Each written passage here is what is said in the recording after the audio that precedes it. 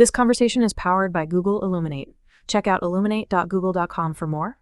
We're diving into a discussion about a website filled with Bible verse studies, and a key question pops up. Does the author, Brother Mark, explicitly say he's a biblical Unitarian Christian? That's a fascinating question because the website's content really suggests a biblical Unitarian perspective, but a direct statement of affiliation, that might be missing.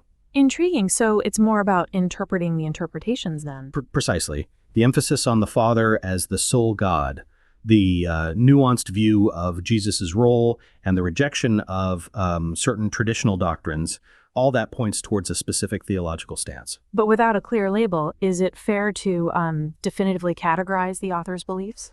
That's the challenge. We can analyze the content, sure, but drawing a firm conclusion without a direct statement from Brother Mark himself, that might be jumping the gun. Let's look at some of the website's content. Many titles include phrases like the true sound biblical meaning, or proves that Jesus became deity. What does this suggest about the author's approach? It suggests a strong emphasis on a literal interpretation of Scripture, but one that challenges traditional interpretations. The repeated use of proves indicates a desire to back up claims with biblical evidence. Right, and the focus on true meaning implies a rejection of other interpretations. Is this typical of biblical Unitarianism? Yes, biblical Unitarians often emphasize a specific understanding of Scripture, differing from Trinitarian views.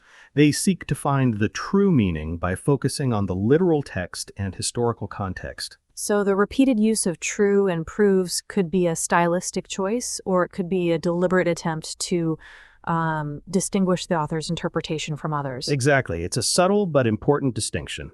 The style reinforces the message, creating a sense of certainty and conviction. The website frequently discusses the war in heaven in the previous age. How do these themes relate to the author's potential biblical Unitarian beliefs? These themes often show up in biblical Unitarian interpretations, suggesting a cosmology that differs from traditional views. The war in heaven might represent a conflict between Yahweh and rebellious angels, while the previous age could refer to a time before the creation narrative in Genesis. So these themes aren't necessarily unique to biblical Unitarianism, but their prominence on the website adds to the overall impression. Correct. It's the cumulative effect of these themes, combined with the interpretations of specific verses, that paints a picture of the author's theological perspective. It's like piecing together a puzzle. Each piece of content contributes to the overall image. Precisely. And the image strongly suggests a biblical Unitarian perspective, even without an explicit declaration. Given the strong thematic consistency, why might Brother Mark avoid explicitly labeling himself as a biblical Unitarian? Several possibilities. He might prefer to let his interpretations speak for themselves, or he might be wary of the potential controversies associated with the label. Perhaps he wants to avoid alienating readers who might be unfamiliar with biblical Unitarianism. That's a valid point. A direct label could be a barrier to entry for some readers. A more subtle approach might be more effective in reaching a wider audience. Or maybe he's simply focusing on the message, not the label. Absolutely. The content itself is the primary focus, and the theological implications are secondary. So how can we reconcile the lack of explicit labeling with the strong evidence suggesting a biblical Unitarian perspective? We can acknowledge the strong circumstantial evidence while recognizing the limitations of interpreting someone's beliefs without a direct statement from them. It's a matter of inference versus explicit declaration. Exactly. We can analyze the content and draw reasonable inferences, but we can't definitively claim to know the author's self-identification without a clear statement from him. It's a reminder that interpretation is always subjective. Absolutely. Even with strong evidence, there's always room for nuance and alternative interpretations. The website's content often emphasizes the importance of context when interpreting Scripture. How does this relate to our discussion? It's ironic, isn't it? The author stresses the importance of context, yet the question of his own theological label remains open to interpretation. It highlights the inherent complexities of theological discussions. Precisely. Context is crucial, but even with careful attention to context, ambiguity can remain. So the website's emphasis on context applies to our interpretation of the website itself. Exactly. We must consider the overall context of the website's content to understand its message. Are there other factors we should consider when assessing Brother Mark's theological stance? Yes, we should consider the audience he's targeting.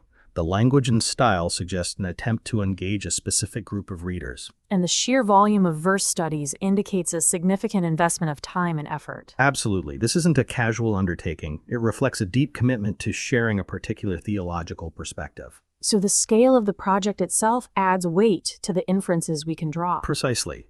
The sheer volume of work reinforces the consistency of the message. Theological labels can be complex and sometimes misleading. How does this affect our analysis?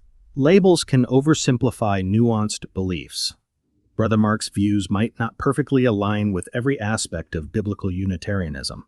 So focusing solely on the label might obscure the richness of his interpretations. Exactly. It's more productive to analyze the content itself rather than get bogged down in labels. It's about understanding the message, not just the label. Precisely. The content speaks volumes, even without a clear self-identification. Could the ambiguity surrounding Brother Mark's self-identification be intentional?